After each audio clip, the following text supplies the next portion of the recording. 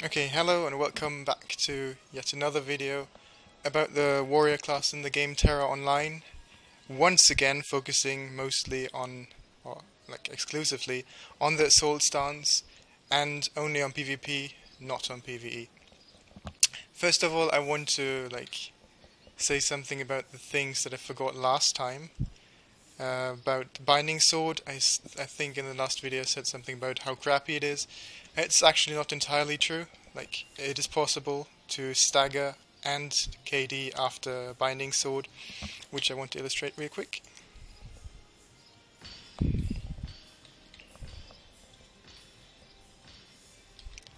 Like, with Reaping Slash, for example, you can immediately KD before anyone can evade. Um, the thing is, it used to be really nice to leash people in, stagger them with auto attack, and then stun them or do whatever with them, KD them afterwards. It does not really matter. Well, other people stun them in mass PvP. Not possible anymore, sadly, because of the stagger removal of auto attack. It's still possible with Rising Fury, but it's harder to do, definitely. So I would not necessarily recommend it. And secondly, something that I forgot to mention about Scythe, which is sometimes useful, sometimes just a waste of resolve. Resolve is the bar here in the upper left corner for your evasive rolls in assault stance. And the nice thing about it is that you can cancel Scythe and do it again till you actually execute the skill. So like this you can outmaneuver people that block, for example,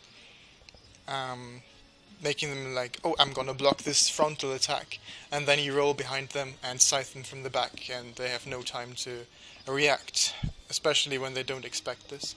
It usually only works once. After that they usually know what to expect. Then next up to the skills that were introduced with this patch, or that were altered with this patch. First of all, the already mentioned auto attack does not stagger on the first hit, but on the second hit. Like, now the stagger, or once again, now the stagger, once again, now the stagger. You see it? Second hit. Usually you're not fast enough to do the 2 hits before anything, so it's not really good for chains. So usually auto attack is now to be avoided compared to before. Kind of replacing it in the stagger is the Rising Fury Alteration, which now staggers on the first and second hit and KDs on the third hit, like this. With here you have the KD. You can also, let's try to get the second stagger hit and then KD after. See, and this was this hit on the second stagger. So both of these hits stagger, and the third one always KDs.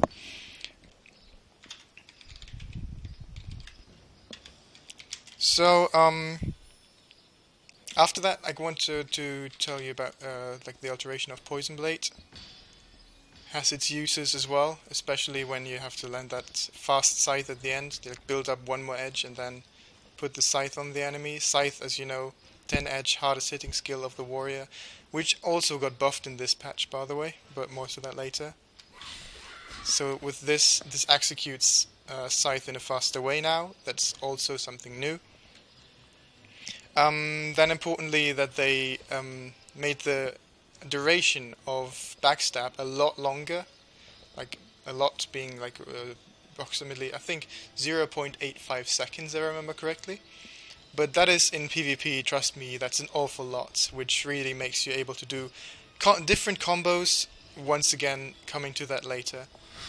But you see, the stun is actually quite a long one, even though Crazy Kitty has double stun reduction on the jewelry. Then Cascade of Stuns, there was an alteration to that one, making it possible to chain into Rain of Blows directly. That's important because you cannot always do the Cascade and then Combative Strike and Rain of Blows. It takes too long, because it seems to me like they reduced the duration of the cascade stun, meaning that people could usually evade before you can actually do it. So basically you do the combo like this, but only when they're really fucking slow.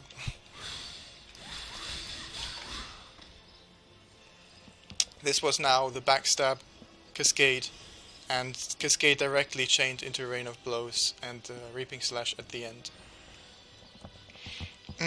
About the Reaping Slash, Million, could you maybe put Kaya's shield? Okay, and now you will see something, a stun on Reaping Slash, as you saw. So when the enemy that you're fighting is stagger and knockdown resistant, most importantly knockdown resistant, then this skill will now stun for like 2 seconds, I think, but since there's also reductions in the time with the jewelry, it is like not that much of a long stun, but nevertheless better than nothing. So like compared to before, only knockdown, now it's knockdown, but when the enemy is knockdown resistant, then stun. And like there's some other minor changes concerning cooldown of skills and damages of skills, and also ranges of skills, especially on Battlecry, which now has like 10 meters. Before it was apparently 9 meters. Meh. It might be a slight buff, but it's not much of a difference. Concerning the new combos, well, you can still, like, you cannot do the old combo anymore because the enemy can evade. Crazy, can you please evade like as soon as possible after the backstab? Would be very nice. Like, I'm gonna do the combo as it was all the time before. Like,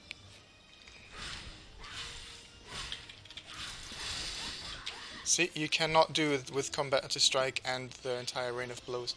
That does not work. That's why I recommend to everyone that still has to use this combo, use no Combat to Strike, chain your Cascade directly into Rain of Blows. That is more worth it, and you can safely KD at the end. And after the KD, I don't know, you might have some use into like doing the Combat to Strike afterwards, or before the combo starts, which of course always works. But first of all, I want to talk about the KD chains, which got, of course, like quite different from before. Before we had only Scythe with quite a long cooldown and Reaping Slash with an extremely long cooldown, which now is like a lot lower, like I think 24 seconds if I remember correctly, or 25, I'm sorry. And well, with this we got like, of course, lower cooldowns on these two, but Rising Fury makes it a lot easier even. It's to be recommended to like start with like, I don't know, like when you get the enemy knocked down once, and let's say that the enemy has no retaliate, so I would ask Kitty not to retaliate after the next knockdown. Then you can always KD chain the enemy with these skills. Let's say we get the enemy with the Scythe into a knockdown. Then we go on with the Rising Fury, then we can do the Reaping Slash, and we get the Rising Fury again. Like this, we can slowly chain it. Like when the Scythe is ready, do the Scythe, but try to nevertheless always try to build up as much edge on the enemy as you can before you Scythe, and always try to Scythe from the back. Wait a second.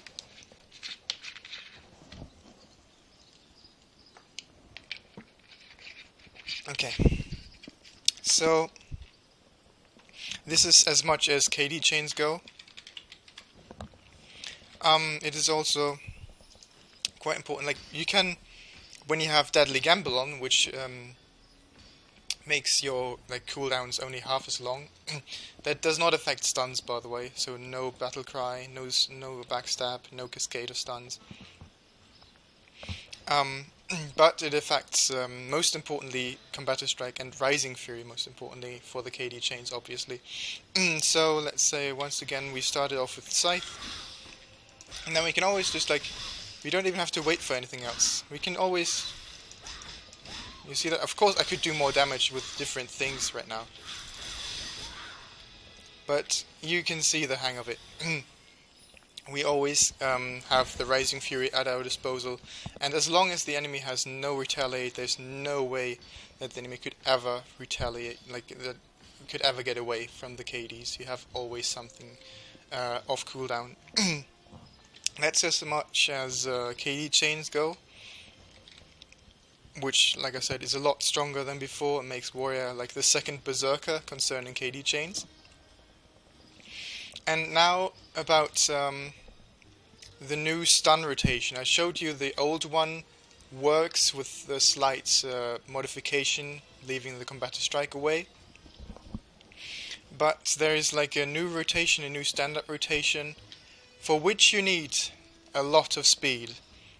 But I would always recommend every warrior that wants to go for PvP to get the maximum amount of speed that you can get, because it helps you out a lot, like you will see soon. Me personally, you can see it here, 120 plus 58 attack speed. I also am using a glyph, which increases my attack speed after evasive roll. At least it has a 30% chance of doing that by 15%. I will link you my glyph setup below the video in the comment section.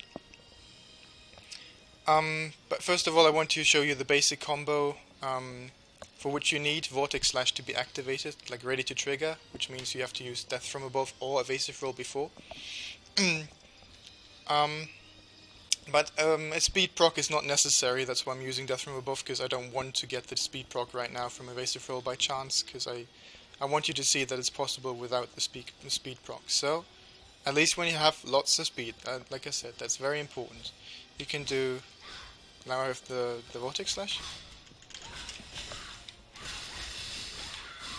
You can always do this, meaning, like, this sounds pretty easy. Like, it is, in this case it was Death from Above. It is also, you can also use an Evasive Roll. Then you use Backstab, Vortex Slash, Blade Draw, Cascade of Stuns, Rain of Blows, and Scythe. You can also use Reaping Slash when you don't have Scythe, or when you want to build up some more edge. Now this is basically the most common combo with this amount of speed. By the way, in CS it always works, in Corsair Stronghold it always works, because there is no like reduction of stuns on the earrings. Like in Equalized Gear it usually works. Not sure about Equalized 3v3 to be honest. But usually in these kind of battlegrounds it works. But like when you want to do it in open world PvP, you definitely need more speed to do it. Now it is very important, because like there's like different alterations of this standard combo that I just showed you, and they are depending on 4 basic factors. Meaning how many edge you have on the enemy. That depends if you use Scythe or not. When you have lots of edge on the enemy, Scythe is gonna be like mandatory. It hits like a truck after the patch, because it got buffed in damage by quite a lot, 35%, and also has a glyph which doubles its crit chance, which is awesome. I think just for illustration, I will quickly show you like a 10 stacked Scythe. How much damage it does. Like we're both full plus 15 renegade with like Tensor's weapons, Tensor's plus 15 weapons. So quite a lot of defense actually, even though this is a sorcerer. But let's get going.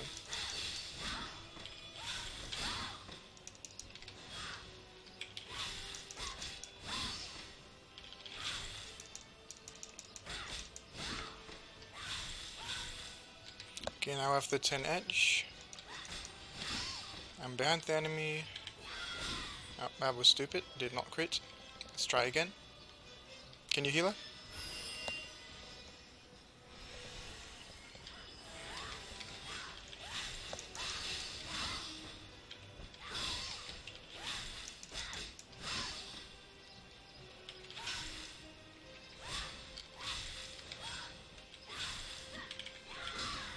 once again don't crit. But nevertheless, like you saw it, 30k non-crit, it equals around, like, let's say 55, 60k on a crit. And it's not that hard, this patch, to actually build up this edge, because you can build up the edge on people that are in a shield, for example. Shield meaning Kaya's shield, or a Lancer's Iron Will. The second factor that is the combo that I showed you is depending on is your speed. When you don't have enough speed, you can't do the combo, and when you have even more speed with the speed proc that I told you about, you can alter this combo like this. And let's hope that I will actually get this speed now. And that like it's depending also on if blade draw resets. So we'll see if this combo actually is gonna work. I'm gonna tell you how the combo looks after I'm done. And random KD on Rain of Blows. That happens, sadly. I don't know why, but it's stupid. Stupid as hell. Let's wait for the cooldowns. Let's try again. But that random KD was really a pain just now. Need to wait for Battle Cry as well. I was so lucky on getting the speed. Oh, there we go.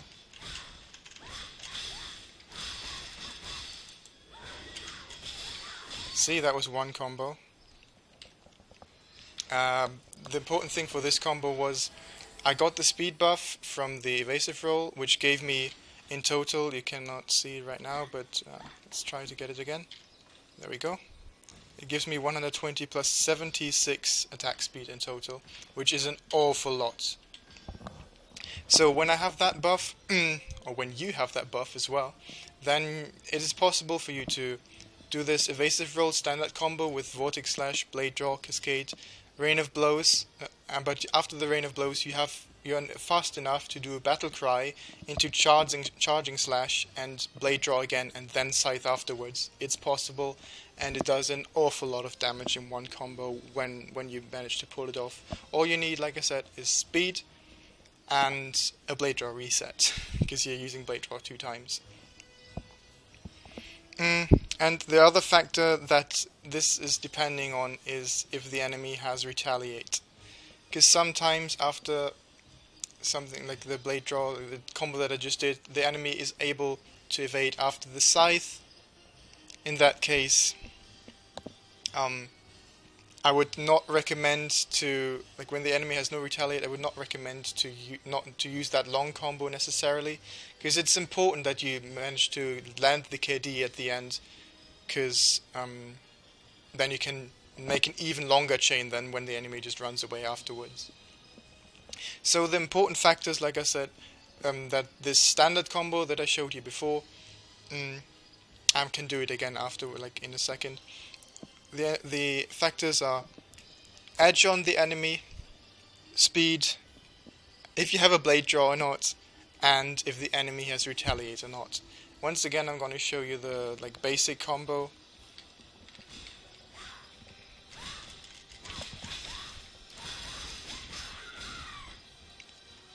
No crits, because Crazy has quite a high crit resistance factor, but nevertheless, really good damage.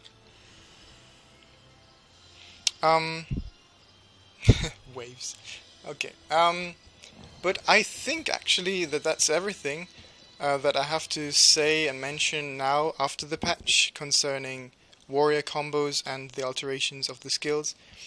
I will also link you the exact patch notes once more, so you can look up all the changes of the warrior for this patch. But yeah, I hope that you enjoyed this second part of the guide that I provided to you, and I'll catch you guys later, and tally ho!